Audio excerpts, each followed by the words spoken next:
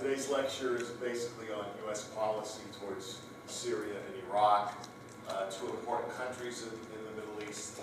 Though a lot of people sometimes get confused about some of the dynamics within those countries, but I'll try to explain things as best as I can. We're going to look at, in particular, on U.S. policy. The U.S. policy towards both countries have been very troubled. We've had the legacy of the Iraq War of 2003, as you all know. This resulted in thousands of American casualties, hundreds of millions of dollars spent. At least 100,000 Iraqis have died since that conflict.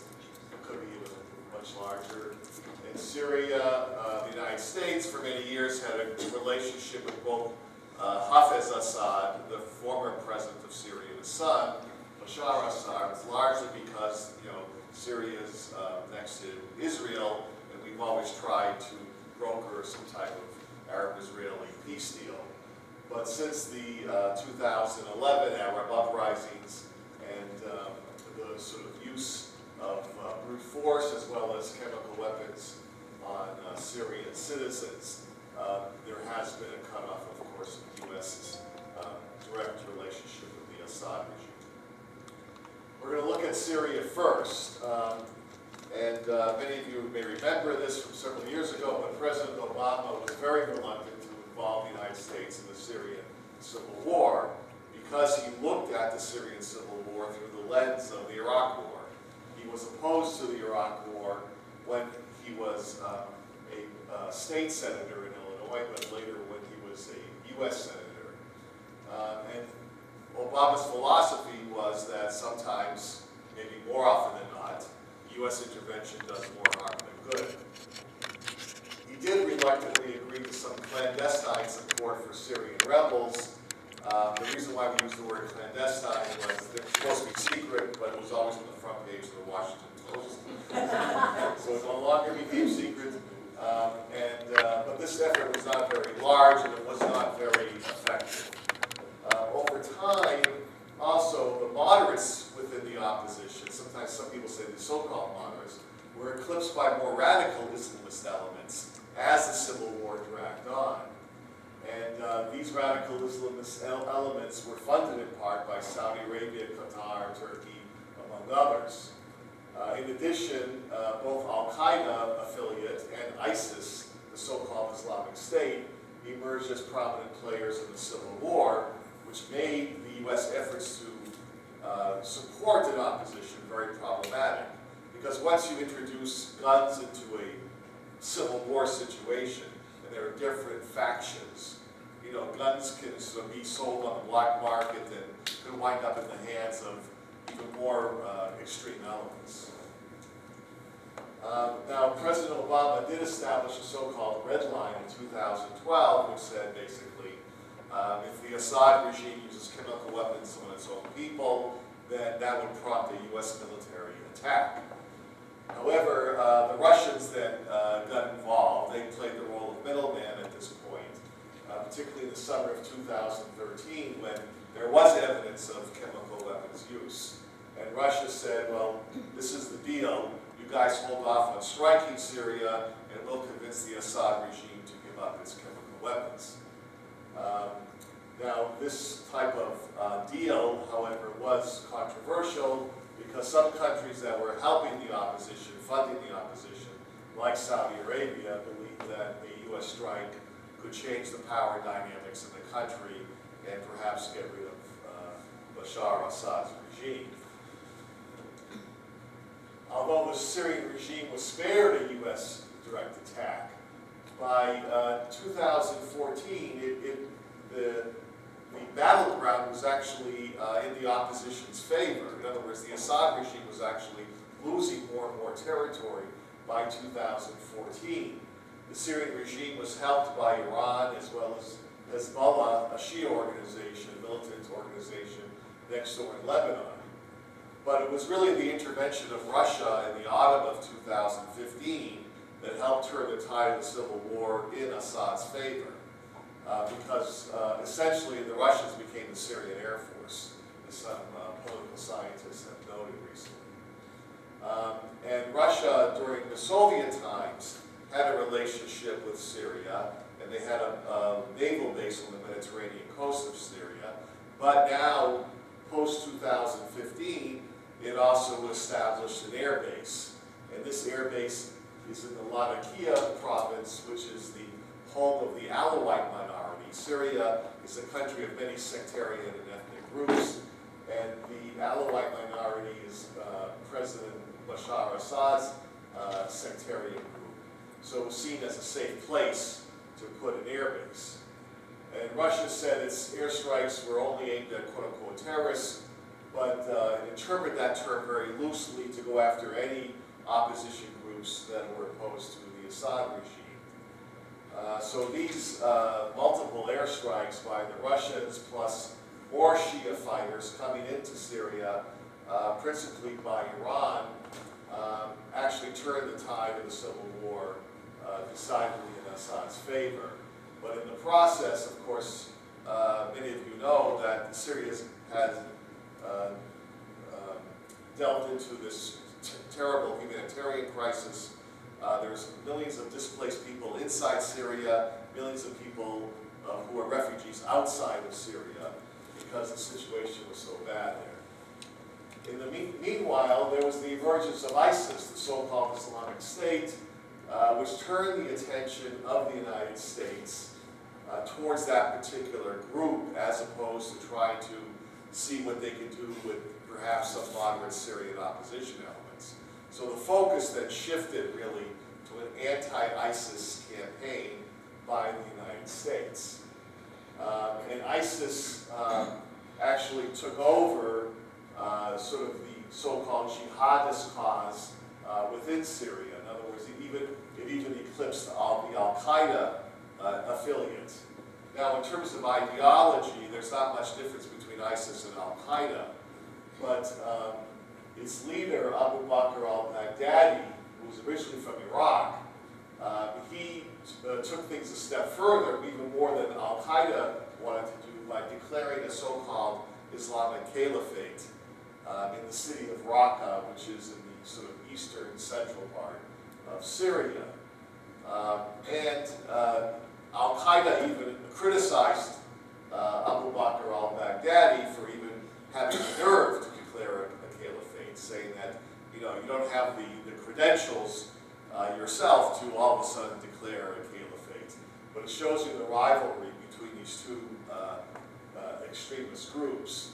But certainly ISIS overtook Al-Qaeda as the leading jihadist group in Syria. But then in the summer of 2014, not only did ISIS control large parts of eastern Syria, it then moved eastward into Iraq. And some people have said that this was ripe for the picking, as that expression goes, because in Iraq, you had a Sunni minority who had once been the rulers of Iraq, now being relegated to second-class status in Iraq. A Shia government came to power in Iraq post-2003. So the Sunnis since 2003, felt that they were the disenfranchised group within Iraq. And the Iraqi government also used violence periodically against the Sunni minority. So when ISIS then moved from Syria into Iraq in the summer of 2014, they were aided by a lot of Sunnis of Iraq who felt that they were the lesser of two evils. In other words, some of them said, well, ISIS is at least a Sunni group, the Iraqi government is a Shia-dominated group, and therefore let me throw my lot in with ISIS. They later regretted that because ISIS was so brutal. But nonetheless, that was the thinking in 2014. And the Obama administration and coalition partners in 2014 undertook airstrikes against ISIS, and they supported both local forces in Syria as well as the Syrian Kurds, which are a significant minority group in Syria, perhaps about 9 or 10% population. And over time, the Syrian Kurds proved to be the best fighters against ISIS. Now, President Trump criticized former President Obama. Actually, during the 2016 campaign, he criticized President Obama for being weak against ISIS, but he essentially pursued the same policy.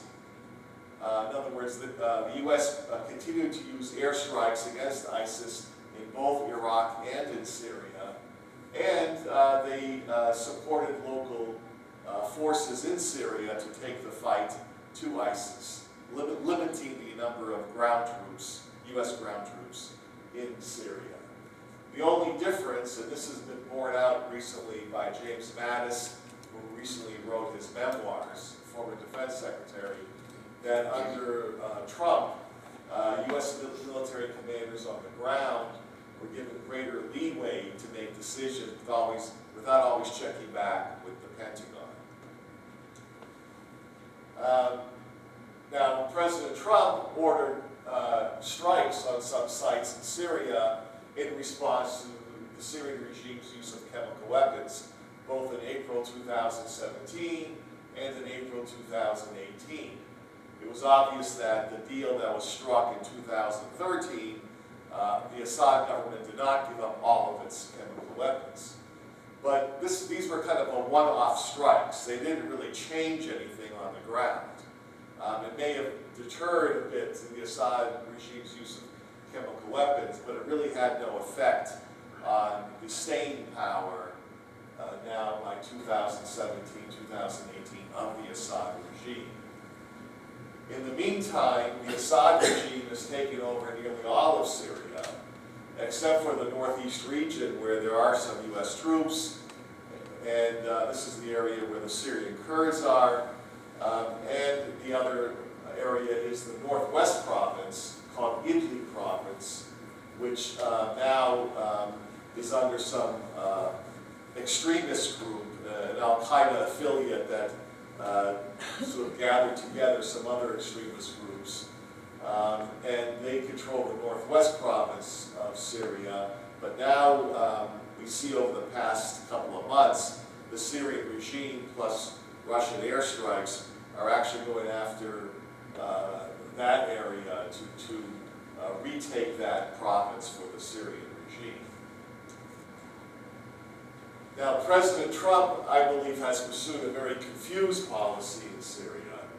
You know, on the one hand, he's stated many times he wanted to stem Iranian influence in Syria. You know, a lot of you know the story recently where he fired John Bolton over a number of problems or differences that he and Trump had. But for a while there, he and Trump were actually in sync about getting rid of Iranian influence in Syria, or at least trying to do that. But at the same time, he wants to withdraw U.S. troops from northeastern Syria, which had risen to about 2,000, even though that would not make the United States a player in the future of Syria, nor would it protect the Syrian Kurds. And this actually put President Trump at some loggerheads with U.S. military commanders, because U.S. military commanders like people who like to fight. And the Syrian Kurds proved to be very tough fighters against ISIS. And then all of a sudden, President Trump, and we all know this from reading the press, he makes policy on a whim sometimes, or he tweets things without consulting people. One day he says, okay, we're going to pull all of our troops out. And he says this without even consulting the Pentagon. So this caused a lot of consternation within the U.S. government, because without a U.S. protective shield for the Syrian Kurds, Turkey has threatened many times to invade the northeast part of Syria, where the Syrian Kurds are. Because from Turkey's point of view, these Syrian Kurds are allied with the Turkish Kurds, particularly the more radical ones in the PKK, which is an organization that is deemed a terrorist group. However, U.S. military commanders on the ground say that there's no connection between the PKK and the Syrian Kurds. The truth is probably somewhere in between, but nonetheless, Turkey really doesn't want to come in and put down that Syrian Kurdish movement. They've actually created an autonomous zone in northeastern Syria that's actually run by the Kurds. There's some Arab tribesmen and some Christians also in that area that are part of that administration.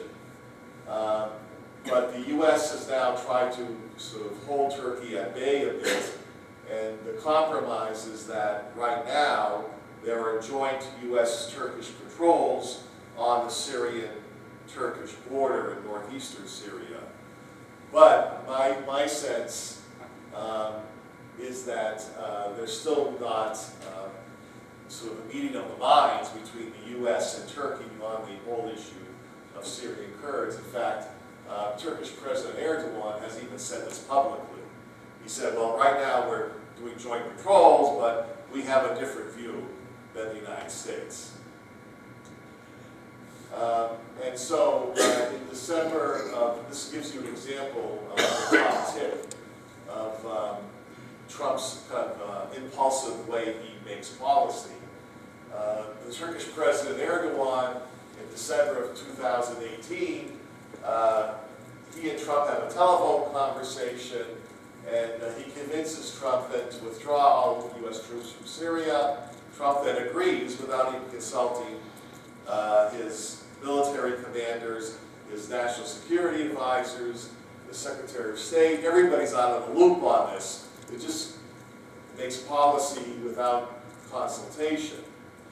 And in fact, this was so controversial when Trump says we're pulling all of our troops out, that this led to the resignation of Defense Secretary James Mattis. It also led to the resignation of U.S. envoy to the anti-ISIS coalition, Brett McGurk. Both of those gentlemen, were in the dark when Trump made this decision, and they both felt that this would be a betrayal of U.S. allies on the ground who have been taking heavy casualties fighting ISIS. It was only after considerable opposition, even among Republicans in the U.S. Congress, that Trump did agree to keep about 400 troops in Syria. He made that decision a few months later, but that was post the resignation of these two gentlemen. Now, this small number is unlikely to protect the Syrian Kurds in the long run, and nor is it likely to stem a possible resurgence of ISIS. ISIS has basically lost its territory in both Syria and in Iraq. However, there's sort of estimates that perhaps 15,000, maybe even 20,000 ISIS fighters were able to escape. And they're forming cells, clandestine cells in both Syria and Iraq. And the fear is that once U.S. troops leave and the U.S. allies like the Kurds are exposed to danger coming from possibly Turkey, that ISIS would then reemerge in Syria and cause a lot of havoc once again. But I think President Erdogan of Turkey is probably hoping that Trump will eventually withdraw the remaining troops, in other words, the 400 that he says he wants to keep now, so Erdogan can take care of, quote-unquote, the Kurdish problem once and for all. Now, in Iraq, President Obama in the summer of 2014, as I said, in response to this big ISIS advance going from Syria into Iraq, then brought back U.S. troops into Iraq. You may remember this controversy that during the time of the drawdown of U.S. troops post-2003, there was some debate and talk in Congress, as well as among foreign policy elites in the United States, that perhaps there should be a residual U.S. force in Iraq even when the bulk of the troops have left.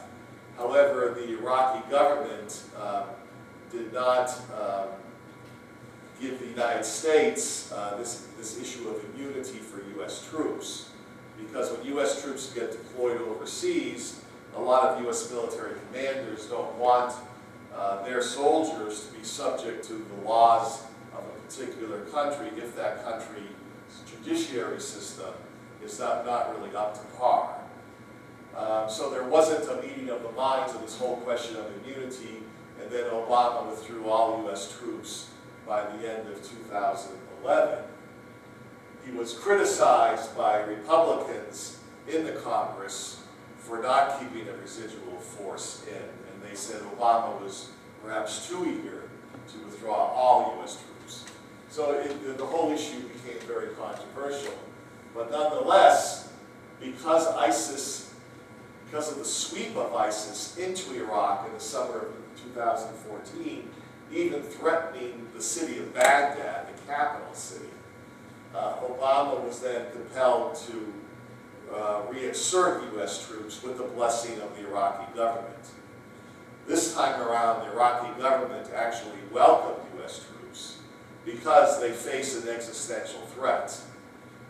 And it was largely because the Iraqi army, and this is the irony of ironies, the Iraqi army that the United States rebuilt after 2003 with billions and billions of dollars spent, basically collapsed in the summer of 2014. In fact, in the northern Iraqi city of Mosul, the Iraqi military officers basically fled the battlefield. And for those of you who know military doctrine, if you don't have officers telling your troops to stand and fight and you take off, those soldiers are not going to stand and fight as well. So the Iraqi army basically collapsed, and Baghdad itself was only saved by U.S. airstrikes plus a mobilization by the Shia of Iraq to join militia forces and basically go to the outskirts of Baghdad to sort of put up a defensive perimeter to protect Baghdad from falling to ISIS forces. And as I said before, this time around, the insertion of U.S. troops was much less controversial because the Iraqi government and nation faces existential threat. Moreover, we saw pictures from post-2003 of U.S. soldiers in Iraqi cities, patrolling the streets, also going into Iraqi homes. That was not the case this time around, because now U.S. troops are confined to certain bases outside of population centers. Their numbers are much fewer, and they're now seen as trying to rebuild the Iraqi army to fight against the ISIS threat, as well as to provide intelligence support and logistics. So the second time around, at least initially, the presence of U.S. troops have been much less controversial, until some statements by President Trump, which we'll get into. So we talked about that in terms of the airstrikes and the assistance to Iraqi forces. However, war is an ugly thing. Whenever there's bombings, whenever there's hostilities, a lot of buildings get damaged, there's a lot of civilian casualties, and much of the cities in the Sunni areas of Iraq, where ISIS had occupied post-2014, and now the Iraqi military forces plus Iraqi Kurds with the U.S. support have now retaken these cities. In the process, many of these cities have become heavily damaged. The Iraqi government estimates that it needs about $88 billion to repair damaged cities. However, there was an international donor conference in Kuwait in early 2018. Only $30 billion in grants or loans were pledged And these damaged cities, as I said, were in the Sunni areas of Iraq. And so the Sunnis still have a very negative view of the Iraqi government. And the reason why I talk about this issue is that, as I said, one of the reasons why ISIS was able to make this rapid advance in the summer of 2014 into Iraq, because they took advantage of this feeling of disenfranchisement by Iraqi Sunnis. So if these damaged cities in the Sunni parts of Iraq are not rebuilt, and the Iraqi Sunnis feel that the Shia government is neglecting their needs, you could have another ISIS, another extremist group come in and to take advantage. This could be the third time around. The first time around was when Al-Qaeda in Iraq took advantage of those type of feelings. Then ISIS, and it could be some other reiteration of an extremist group that would emerge at some point down the road. And as I said, something like 15,000, perhaps some people would say 20,000 ISIS fighters have escaped. There's already been some terrorist attacks within Iraq by these ISIS cells. So even though, as I said, ISIS has lost its territory, it's believed that they're trying to rebuild their network, and they could pose an even greater problem down the road. And many Iraqis won't admit this publicly, but privately, many of them also want these U.S. troops now to remain. Iraqis are very nationalistic, so it's hard for them to actually say they want foreign troops to remain in their country. But many of them want them to remain because they see these dangers by these ISIS elements that are trying to make a comeback. And some of them also see the United States as a balancer to Iran. Ever since 2003, when the power situation in Iraq was reversed, the Sunnis were once on the bottom, now they're on top. Iran has now had a greater and greater influence in Iraq. Some Iraqis welcome Iranian influence, some don't. Even some Iraqi Shia, however, don't want Iran to play such a dominant role in Iraq. So having the United States there is kind of a balancer to some degree. However, President Trump, by his actions and words, have made the staying power of the United States in Iraq very problematic. To give you an example, President Trump, as a lot of presidents do, during the holiday season, they go visit U.S. troops overseas. So President Trump goes to visit this air base, Ain al-Assad Air Base in Iraq, which is west of Baghdad, as kind of a morale booster to U.S. troops during the holiday season. However, what he did was he didn't meet with Iraqi officials first, as is customary. He just kind of flew into the base and flew out. And he treated the base as kind of sovereign U.S. territory.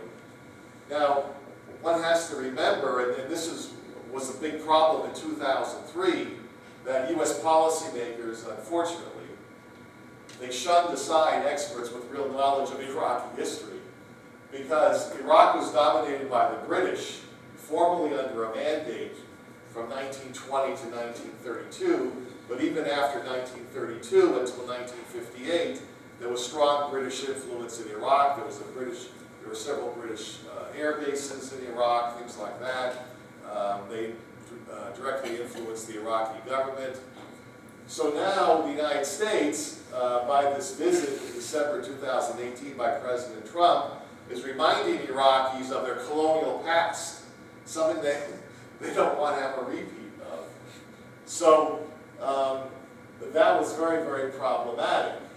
And then, to top it off, in February 2019, Trump gave an interview to CBS television, which the Iraqis picked up, of course, and he said, well, I visited this air base in December, and it's a big air base, so we spent a lot of money helping to build this, we might as well keep it. So all of a sudden, he makes this declarative statement that, we should keep this base, and, the implication was perpetuity, right? This then touched off firestorm in Iraq, as his other comment is that, we want these U.S. troops in Iraq to watch Iran, which made many Iraqis believe that Iraq is now going to be another battleground, because this is a time now of heightened U.S.-Iran tensions, and after so many years of war, the Iraqis don't want to have another war on their doorstep. And so after these comments in both December and February, many Iraqi politicians now called for U.S. troops to leave Iraq. And even the Iraqi leadership, which is pro-U.S., both the president, who's actually of Kurdish background, and the prime minister, who's a Shia, but he has a good relationship with the United States. Even those leaders are saying, the United States should not use such language because, this is upsetting our people, and we don't want to be in anybody's conflict anymore, referring to the possibility of the U.S. and Iran having a clash. The other interesting thing too is, as I mentioned earlier, many Iraqis want to have good relations with both Iran and the United States. They don't want to take sides particularly just because of this delicate sectarian issue within Iraq. So the fact that Trump is trying to, at least the perception among Iraqis, that Trump is trying to mold Iraq into this pro-U.S. state that would somehow shunt Iran aside and perhaps be a base where the United States could attack Iran, is something they want to avoid at all costs. And unfortunately, I think these type of comments reflects President Trump's own ignorance of foreign policy history and the history of the Middle East. Of course, there are experts in the U.S. government that could easily brief him on these things. But as I said, he likes to make policy on a whim, he likes to make comments on a whim, and he doesn't quite understand the ramifications of these comments. This is similar to the day after his inauguration in 2017. The day after his inauguration, he goes to the CIA headquarters and he gives a public speech, which was on C-SPAN and CNN and all that, so anybody in the world can pick this up. He said, kind of half-jokingly, there used to be a thing called to the victor go the spoils. So he goes, we didn't get Iraqi oil, post-2003, but maybe next time we'll take the oil. And again, the Iraqis went berserk, as one could imagine, because this harks back to the colonial times, when oil resources were in the hands of Western oil companies and not in the hands of the Iraqi people.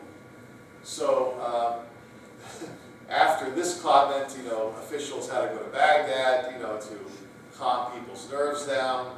And after the February 2019 comment, acting Defense Secretary Patrick Shanahan also had to go to Baghdad to calm things down. He said very respectfully, we're here at the invitation of the Iraqi government.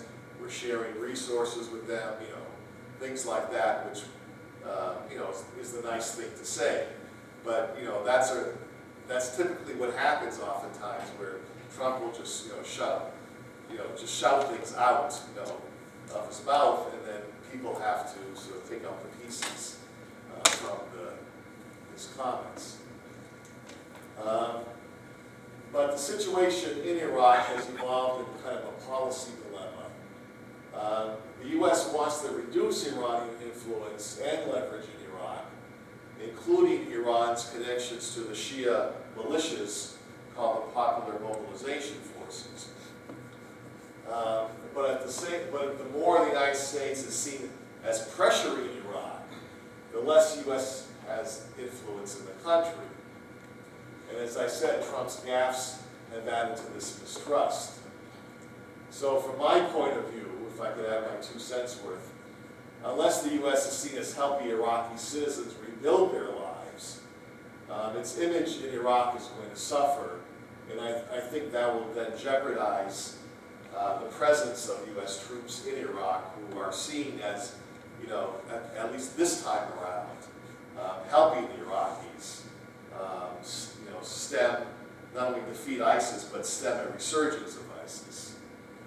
And without these troops and their assistance to the Iraqi military and special forces, as I said before, it's possible that ISIS would then be able to stage a comeback. And that would be detrimental not only to the Iraqi people, but I believe also to the United States. Now, let me also put my cards on the table. I don't always believe U.S. intervention is the right thing to do.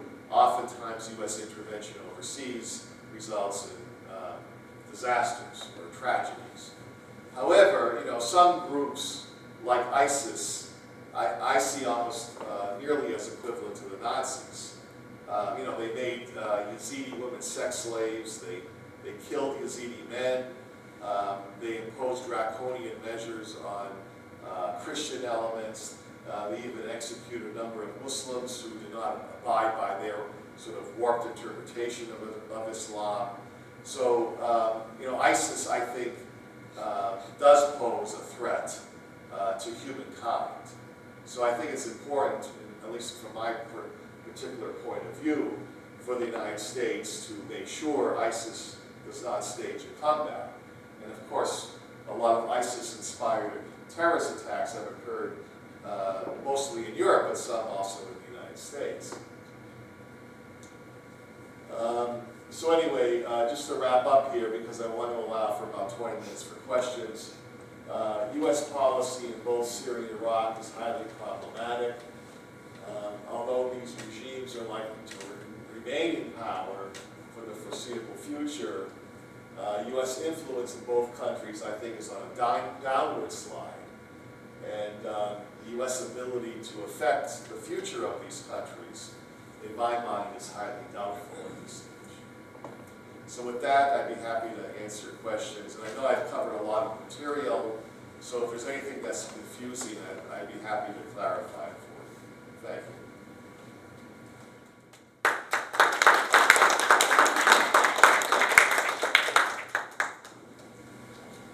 Yes. So the U.S. had any kind of leverage with the Iraqi government, so you could do a deal like, lay off the Sunnis and then we'll help you rebuild or something like that? Well, the previous Prime Minister of Iraq, Nouri al-Maliki, he was Prime Minister for something like 7 years, or 6 or 7 years.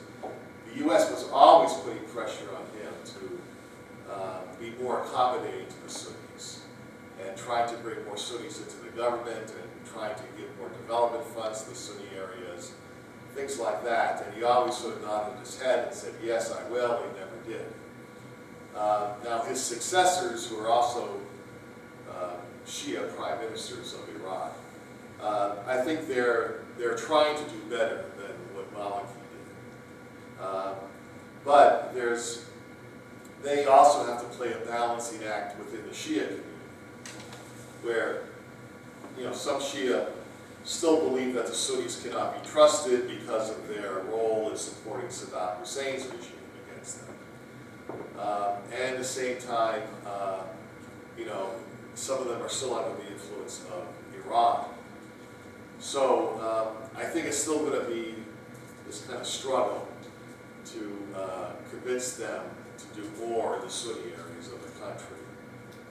Because, as I said, we could, in a couple of years down the road, we could come back to the same situation where another extremist groups emerge, could be post-ISIS, and then a lot of Iraqi Sunnis believing that, what have they got to lose at this point, throw their lot in with the extremists again.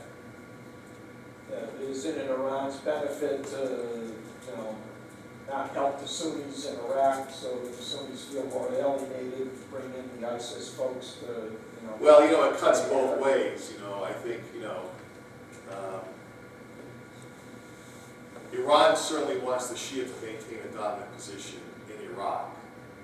But, if they overplay their hand, then the country then continues to go down the road towards instability where, it was only the last minute that Baghdad was saved, right? So the Iranians, I think, don't want to have a situation where another Sunni element comes in to jeopardize Shia rule in Iraq. You see what I'm trying to get at? You can play it both ways that way. Yes? What's the Sunni-Shia breakdown for Iraq? It's about 20% of Iraqis are Arab Sunnis, 55 to 60% are Arab Shia, and something like 15 to 20% are Kurds. There are some Christians, some Turkmen as well. So under Saddam Hussein's regime, not only did he rely on the Sunnis, but even the Sunnis from his own hometown, Tikrit. But he certainly kept the Shia suppressed. And, there's that phrase in political science, zero-sum game, where my loss is your gain, my gain is your loss. So when the Shia took power, it was almost like revenge time, and the art of compromise was really not very well practiced, to say the least. Yes? I'm sure there are people in the U.S. government, particularly in the State Department now, sort of foreign service officers, who really understand the Middle East. Yes. And all the different minorities and dynamics and all the rest of that, versus the geography. But we've been reading stories about how many foreign service officers are leaving the State Department, either been forced out or just can't take it anymore. And does that mean we're going to be even less capable of understanding? Well, there's always going to be a need for people to be recruited into the State Department. So, there's enough talent in the United States with all of our universities and think tanks to fill the void. But you're right, a lot of foreign service officers now, because I think of the erratic nature of the Trump presidency, are using this opportunity now to resign. Normally, as long as they reach their retirement age and they're able to get their benefits, but you see a lot of people now take advantage of their retirement age to actually do that, and that's a sad thing, I think. But it seemed like in 2003, the neocons did not have much understanding of the dynamics of the Middle East. We came in there and then the coalition provisional authority fired the army. Right. Put 500,000 guys on the streets with no jobs and guns. For those of you who want an interesting read, there was an article by a writer, well-known writer, James Fallows, in the Atlantic magazine. He wrote this article in January of 2004 called Blind into Baghdad. And he really chronicles that there were experts in the U.S. government who knew the dangers of not only an invasion and occupation, but also, what would happen if, the Iraqi army disbands and things like that. But these people were completely shunted aside. And it's a great read to understand how there is, of course, a lot of expertise in the government, but the people who took us into war in 2003 did not want to hear that type of advice. Yes? What's the status with Muqtada al-Sadr and his militias and Yeah, it's a movement, I guess, to oust us? Yeah, he's a guy that, it's called a chameleon who changes his stripes, right? In 2003, 2004, he was this radical young cleric who was very close to Iran. His father had been a Shia, high-ranking Shia cleric who had been executed under Saddam's regime. But he not only was opposed to the remnants of the Saddam regime, but he was opposed to the United States. So there were actually direct clashes between U.S. Marines and his militia. Over time, he's actually now distanced himself from Iran. It has now rebranded himself as an Iraqi nationalist. So his position is that all foreign troops should leave Iraq, which means the Iranian advisors to the Shia militia groups, as well as the U.S. troops and other coalition troops. So his militia right now has not clashed with the United States because they face a common threat, ISIS. You know, he got the largest plurality of votes in the Iraqi parliament. And so his political allies in parliament are quite vocal. And so, you know, the point here is that whenever the United States makes a very controversial statement, it gives fodder for his followers then to stoke up anti-U.S. resentment. Did his militia have something to do with the ousting of ISIS from Mosul? I don't believe so. I'd have to double check. I mean, there were some Shia militias that were fighting in Mosul. There were some Iraqi elite units that our special forces helped to train. So it was a combination of forces, but I would have to check on that particular campaign. Yes?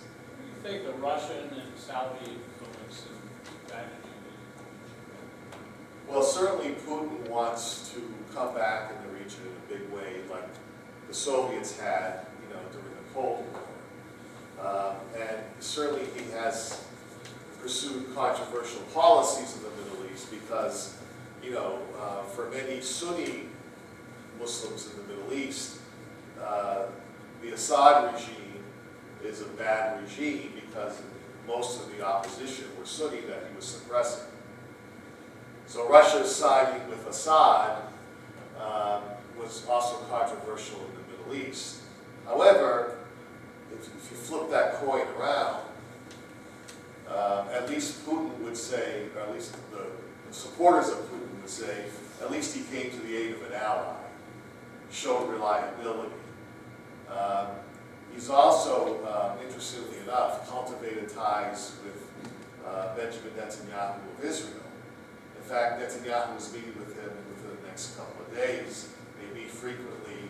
So even on the Arab-Israeli conflict, you know, he's trying to assert himself.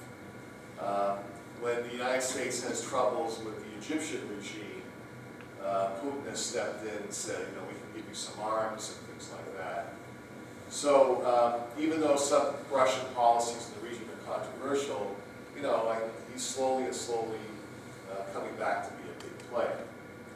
The Saudis, one has to look at Saudi policy in the region as this struggle with Iran. In other words, the two of them are these big regional powers. Iran helps to support Shia groups in the Middle East region of Arab extraction, even though most of Iranians are Persian. But through the Shia connection, Iran is getting more and more involved in the Middle East. And the Saudis then see that as a threat, so they support Sunni groups or Sunni regimes in the Middle East against those forces. And we see that being played out, say, in Yemen, where it's like a proxy war, where the Houthi rebels in the northern part of Yemen who took over the capital city are of Shia background, and the Saudis are supporting a Sunni government. And so one can say that the Saudis have been much more active than they used to be. Yes? When buying property generally fails for the get it in Iraq, what was the thrust of their policy over there? Well, I think, well, Petraeus was initially in Mosul, the northern part of Iraq, and he tried to I mean, Mosul is mostly a Sunni city, but he tried to have good relations with all these different elements of Mosul. But he was the person that led the so-called surge in 2007 that brought more U.S. troops in. And I think that was supported also by Crocker. The idea was that not only, well, let's put it this way, Al-Qaeda, once they took over parts of Iraq, the Sunni parts of Iraq, they overplayed their hand. And a lot of Iraqi Sunnis came to chafe under their rule. So they were kind of in a position to be drawn in by the United States to oppose Al-Qaeda. But even then, it was important then to make sure that U.S. troops would aid to help to maybe not completely defeat, but certainly diminish the power of Al-Qaeda in Iraq. And I think that was largely successful after a time. But, you know, once U.S. troops left, and then the Iraqi government, led by Shia, were seen as being very sort of oppressive towards Sunnis, then all that work by Petraeus and Crocker went to naught. And that's, as I said, one of the tragedies is that, you know, post-2003, the United States not only spent so much blood and treasure in Iraq, and this led, unfortunately, to a lot of Iraqi deaths, but all that's, you know, by the summer of 2014, you know, just went by the wayside. When you think about it, you know, we spent billions of dollars retraining, you know, building up an Iraqi military, and then in 2014, that military basically collapsed. Yes? How many, do you know again how many U.S. troops are currently in Iraq or? It's roughly between 5,000 and 5,200. What do you think would happen? Again, you know, not to go out the next day, but tell people we're just going to leave in 2 months or 3 months. And just let them deal with it for a while and see what happens without the outside. Well, I mean, there's certainly an argument to be made that, you know, what is their purpose now? But I try to argue that the Iraqi military still needs more training, and without perhaps that U.S. military support, you could have ISIS becoming even more aggressive than they have been over the past few months. Now, I understand your argument that, you know, why should we continue to stay? But I gave the argument that, you know, there's still a need for U.S. troops. But I think, you know, if it becomes too much of a political issue at home for Iraqis, then perhaps our welcome at will no longer be there.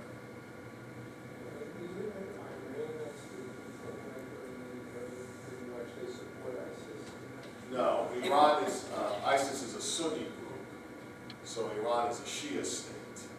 So actually, Who's supporting ISIS? well, It's not bad. no, ISIS was supported by a conglomeration of extremist groups. However, you know, some people have said that countries like Turkey may have winked a lot when a lot of ISIS fighters or potential fighters from Europe crossed into Syria to join ISIS for their own, for the Turkey's own reasons. But you know, they don't have an official state sponsor. And ironically, even though the United States and Iran were at loggerheads on many issues, during the anti-ISIS campaign, you had U.S. Forces not too far from Iranian Revolutionary Guard forces fighting against ISIS in Iraq.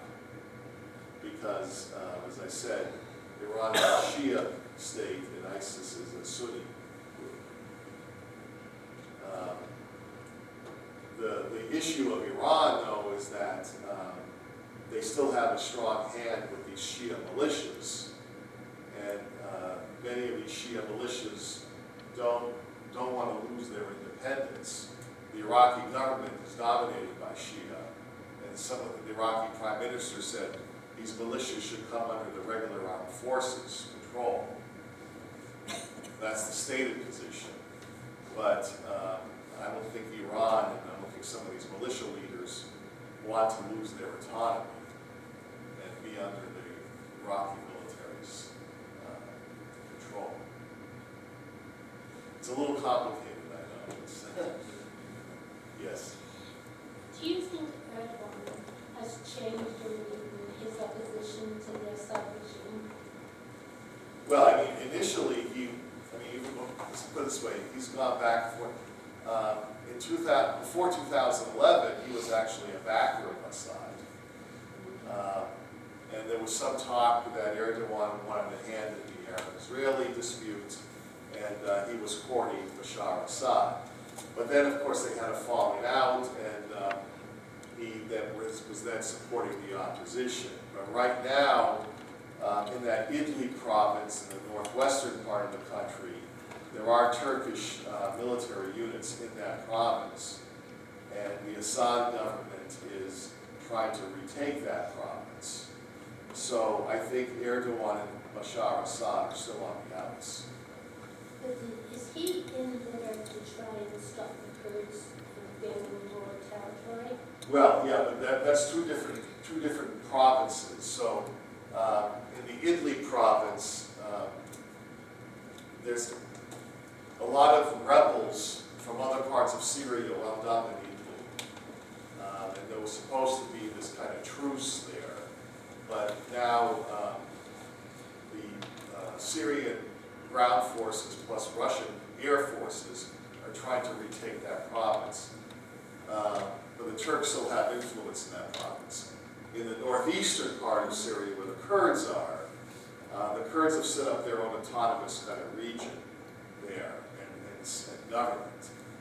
But certainly Erdogan wants to put that down because, as I said, he sees that as a direct link to the PKK, the militant Kurdish group in Turkey. So the reason why the United States tried to push this idea of joint patrols with Turkey was to actually try to prevent a Turkish military incursion into northeastern Syria.